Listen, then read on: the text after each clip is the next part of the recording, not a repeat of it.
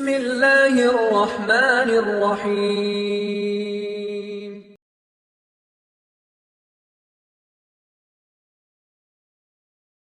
அல்லாஹ்வுடைய தூதர் ஸல்லல்லாஹு அலைஹி வஸல்லம் உடைய வாழ்க்கையை பாருங்கள். ஆயிஷா ரலியல்லாஹு அன்ஹா சொல்லுகிறார்கள், நான் உணவை சாப்பிடுவேன், அந்த உணவில் சில பகுதியை கடிப்பேன். அல்லாஹ்வுடைய தூதர் உடனே அதை வாங்கிக் கொண்டு நான் கடித்த இடத்திலேயே அல்லாஹ்வுடைய தூதரும் கடிப்பார். சுப்ஹானல்லாஹி ரப்பில் ஆலமீன். எப்படிப்பட்ட அன்பு பரிமாறப்படுகிறது பாருங்கள்.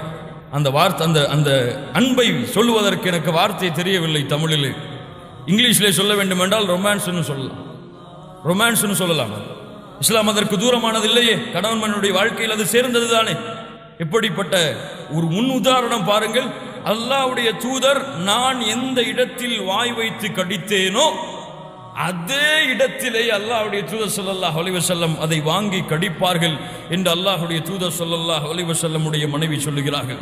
உணவு பரிமாறப்படும், அன்பு பரிமாறப்படும், அதோடு பாசம் பரிமாறப்படும், அதோடு தங்களுடைய காதலும் பரிமாறப்படும்.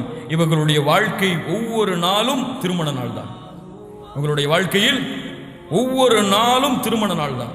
இன்னைக்கு 2 மாசம் தான் நமக்கு இந்த சந்தோஷம், 3 மாசம் தான் நமக்கு இந்த சந்தோஷம். 2 மாசம் எதை சமைச்சு போட்டாலும் குறையே சொல்ல மாட்டார். நல்லவே இல்லைன்னாலும் நல்லதா இருக்கும் பாரு. ஒரு 4-5 வருஷம் அல்லது 5 வருஷம் சமைச்சு கழிஞ்சு போச்சுன்னா ஏதாவது சாப்பாடு வச்சு குறைன்னு சொன்னா அவ்வளவுதான். என்ன நடக்கும்? அங்க என்ன ஆகும்? சாப்பாட்டுல உப்பு இல்லைன்னா நடக்கிற சண்டை என்ன? ரசத்துல புளி அதிகமா போடலன்னு சொன்னா சண்டை என்ன? இன்னைக்கு முஸ்லிம் சமூகத்தின் மத்தியில் அதுக்காக தலாக் இந்த நிலைக்கு சமூகம் தள்ளப்படுகிறது என்றால் அல்லாஹ்வுடைய தூதர் முஹம்மது ரசூலுல்லாஹ் ஸல்லல்லாஹு அலைஹி வஸல்லம் அவர்களுடைய குணத்தை பற்றி சொல்கிறார்கள். மா ஆபன் நபியு ஸல்லல்லாஹு அலைஹி வஸல்லம் தஆமன் கத்து. அல்லாஹ்வுடைய தூதர் ஒருபோதும் உணவை குறை கூறியதே கிடையாது. பிடித்திருந்தால் சாப்பிடுவார்கள், பிடிக்கவில்லை என்றால் விட்டு விடுவார்கள். பிடித்திருந்தால் சாப்பிடுவார்கள், பிடிக்கவில்லை என்றால் அதை விட்டுவிட்டு மற்றதை சாப்பிடுவார்கள். குறை கூறி சமைத்தவர்களுடைய உள்ளத்தை அல்லாஹ்வுடைய தூதர் காயப்படுத்த மாட்டார். அவ்வளவு நேரம் சிரமப்பட்டு அடுப்பிலே வெந்து வேர்வையெல்லாம் வடிந்து ஓடும் அந்த நிலையிலே சமைத்து வைப்பால் தங்களுடைய மனைவி. ஆனால் ஒரு நிமிடத்தில் அவர் வார்த்தையால் ஒட்டுமொத்த உள்ளத்தையும் காயப்படுத்தி விடுவார். அதனால் மனைவி சமைத்தால் அந்த மனைவியுடைய சாப்பாடு சரியாக இல்லை என்றாலும் நீங்கள் புகழ்ந்து பாருங்கள். அந்த மனைவியுடைய உள்ளத்திலே ஏற்படக்கூடிய மகிழ்ச்சியை அந்த மனைவியுடைய கண்களிலே பார்க்கலாமா இல்லையா? இதில் அடிக்கடி இந்த மாதிரி சம்பவங்கள் சொல்லும் பொழுது ஒரு நகைச்சுவையை நான் கூறிக்கொள்ளுவேன். இப்படித்தான் ஒரு இமாமுடைய பயானை கேட்டுக்கொண்டு உணவு சமைச்சால், மனைவி சமைத்தால் அதை புகழுங்கள் என்று கேட்டுக்கொண்டு ஒரு மனிதர், இன்னைக்கு போய் நம்முடைய மனைவி சமைச்சதை புகழ்ந்துருவோம், இவ்வளவு காலம் இப்படி இருந்துட்டோமே, இப்படியும் ஒரு சந்தோஷம் இருக்கான்னு கேட்கறதுக்காக வீட்டுக்கு போறார். அவசரமா போய் அவருக்கு முன்னாடி உணவு விரிப்புகள் வைக்கப்படுகிறது.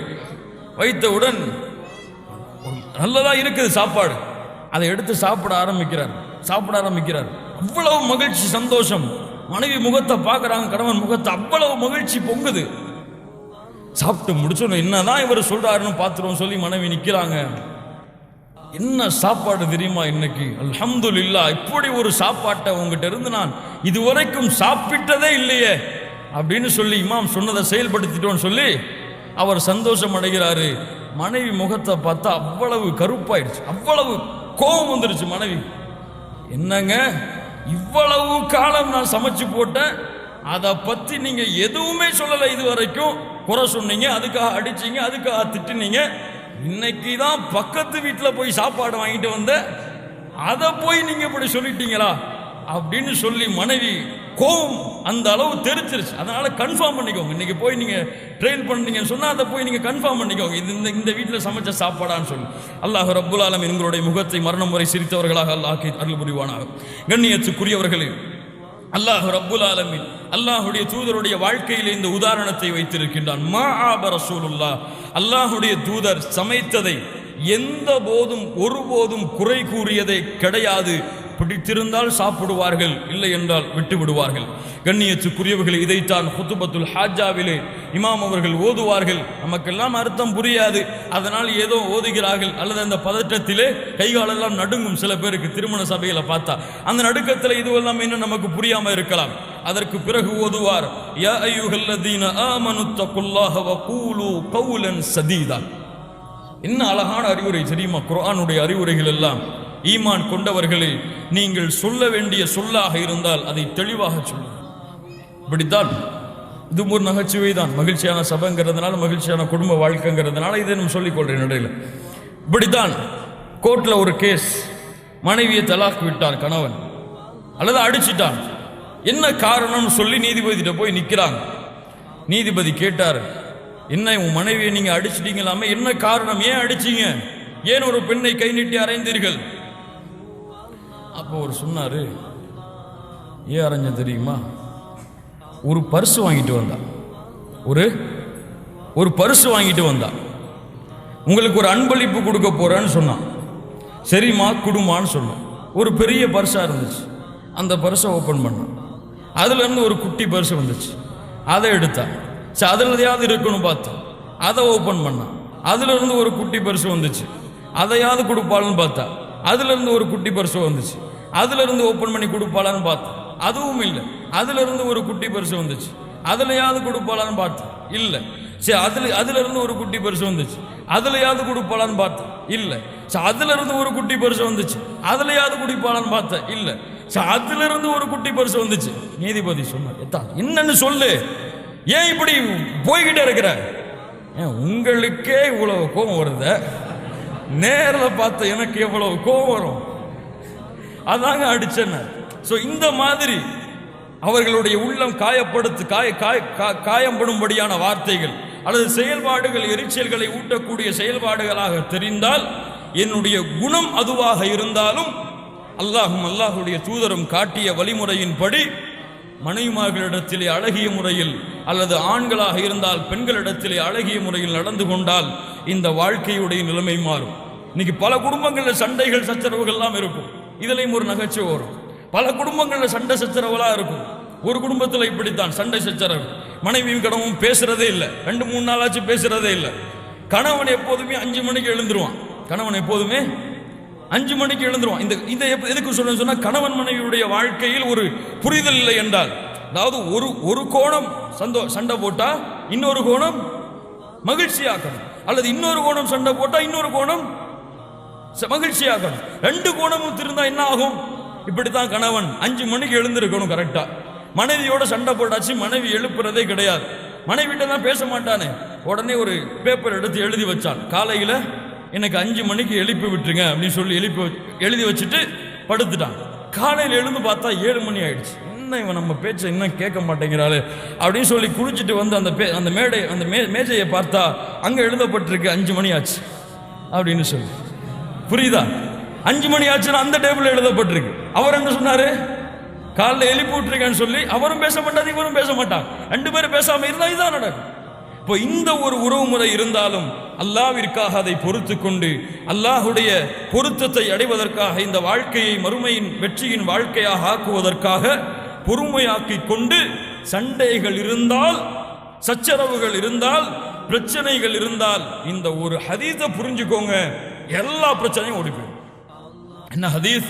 அல்லாஹுடைய தூதர் ஸல்லல்லாஹு அலைஹி வஸல்லம் சொன்னார்கள், முஹம்மது ரஹ்மத்துல்லாஹி அவர்கள் பதிவு செய்கிறார்கள், ஜாபிர் ரலியல்லாஹு அன்ஹு அவர்கள் கூறுவதாக, அல்லாஹுடைய தூதர் சொன்னார்கள், இன்ன இப்லீஸ யதஉ அர்ஷஹு அலல் மா. இப்லீஸ் இருக்கின்றானே, அவன் தன்னுடைய சிம்மாசனத்தை கடலிலே போடுகின்றான், தன்னுடைய அரிசை கடலிலே அமைக்கின்றான். சும்ம யபஅஸு சராயஹு, அவனுடைய வழித்தோன்றர்களை அவன் அழைப்பான், அவனுடைய கூட்டாளங்களை, குட்டி சாத்தான்களை எல்லாம் அழைப்பான். அழைத்து கேட்பான், ஃபாதுனாஹும் மின்ஹும் மன்சிலா அஅதமுஹும் ஃபித்னா யஜிஉ அஹதுஹும் ஃபயகூலு ஃபஅல்த கதா வ கதா. ஒருத்தன் வந்து சொல்லுவான், ஒரு ஷைத்தான், அந்த இப்லீஸ் தான் தலைவன், அவன் தான் ஹெட், அதுக்கு கீழே ஷைத்தான்கள். அந்த ஷைத்தான் வந்து சொல்லுவான் இப்லீஸை பார்த்து, இப்லீஸே இன்னைக்கு இப்படி செஞ்சேன், இப்படி செஞ்சேன், இப்படி செஞ்சேன், போப்பான்ருவான். இன்னொருத்த வருவான், இப்லீஸே நான் இப்படி செஞ்சேன், அப்படி செஞ்சேன், போப்பான்ருவான். இன்னொருத்த வருவான், இப்லீஸே நான் ஒன்னு செஞ்சேன் பாரு, அந்த மாதிரி யாருமே செஞ்சிருக்க முடியாது. என்ன செய்வான் தெரியுமா? அல்லாஹ்வுடைய தூதர் ஸல்லல்லாஹு அலைஹி வஸல்லம் சொன்னார்கள், அவனை அப்படியே கொண்டு வந்து பக்கத்தில் உட்கார வச்சுப்பான். அவனை அப்படியே கொண்டு வந்து பக்கத்தில் உட்கார வச்சு, நீ தான் இன்னைக்கு செஞ்ச வேலையில பெர்ஃபெக்டான வேலை செஞ்சிருக்கம்மா. என்ன வேலை அது? அல்லாஹ்வுடைய தூதர் முஹம்மது ரசூலுல்லாஹ் ஸல்லல்லாஹு அலைஹி வஸல்லம் அவர்கள் சொன்னார்கள், ஒரு கணவன் மனைவி நிம்மதியாக வாழ்ந்தார்கள். மா தரக்துஹு ஹத்தா ஃபர்ரக்து பைனஹு வ பைன அஹ்லி. அவர்களை விடவில்லை, அவர்கள் இருவரும் பிரியும் வரை இந்த வேலையை செஞ்சு ஒன்னும் செய்யல. கணவன் வந்து மனைவியை ஒரு வார்த்தை சொன்னான், நான் போன மனைவிட்ட என்ன அவருக்கு தான் பேச தெரியுமா, உனக்கு என்ன ஊமையா, நீனும் பேசுன்னு சொன்ன. அவர் குடும்பத்தில் தந்தையை பத்தி பேசுவார், அவர் தந்தையை பத்தி தான் அவர் பேசுவார், அவர் தந்தையை பத்தி நீ பேசுன்னு சொன்ன. இப்படியே ரெண்டு பேருக்கு இடையில சின்ன சின்ன வார்த்தைகளை தூண்டி விட்ட, நீ இவ்வளவு பேசுறியா தலா அப்படின்னு சொல்லிட்டாரு. சந்தோஷமா திருப்பி வந்து அப்படின்னு சொன்னா, அவனைத்தான் ஷைத்தான் தன் இடத்திலே ரொம்ப அருகையில பக்கத்துல உட்கார வைப்பான். என்றால் இந்த குடும்ப சண்டைகளிலே, குடும்ப உறவுகளிலே பிரிவதில் மகிழ்ச்சி அடைபவன் யார்? ஷைத்தான். ஷைத்தானுடைய நாட்டம் வெற்றியானால் அல்லாஹ்விடத்திலே விட்ட சவால், அல்லாஹ்விடத்திலே விட்ட சவால், யா அல்லாஹ் உன்னுடைய அடியார்களில் பலரை உனக்கு நன்றி உள்ளவர்களாக நீ பார்க்க மாட்டாய் யா அல்லாஹ். இந்த வாக்கு சித்து பாரு. இந்த ஹதீஸ் நினைச்சல் ஏதாவது பிரச்சனை வருதா, ஷைத்தான் வந்துட்டான். உஷாரா ஆயிரனும் இல்லைன்னு சொன்னா அங்கேயும் கோவம், இங்கேயும் கோவம், இங்கேயும் சண்டை, அங்கேயும் சண்டை. நான் குடும்பத்துக்கு வீட்டுக்கு போறேன், நானும் வீட்டுக்கு போறேன்னு சொல்லி வீட்டுக்கு போறேன்னா புரியும் உங்களுக்கு. இப்போ பல பேர் வீடு இங்க, பல பேர் வீடு அங்க. இப்போ அங்க அப்படியே மாறிடுச்சு. நான் வீட்டுக்கு போறேன் இவரு, நான் வீட்டுக்கு போறேன்னு பல குடும்பங்கள்ல இங்க. இப்படிப்பட்ட உறவு முறைக்கு நம்முடைய சமூகம் தள்ளப்படும்.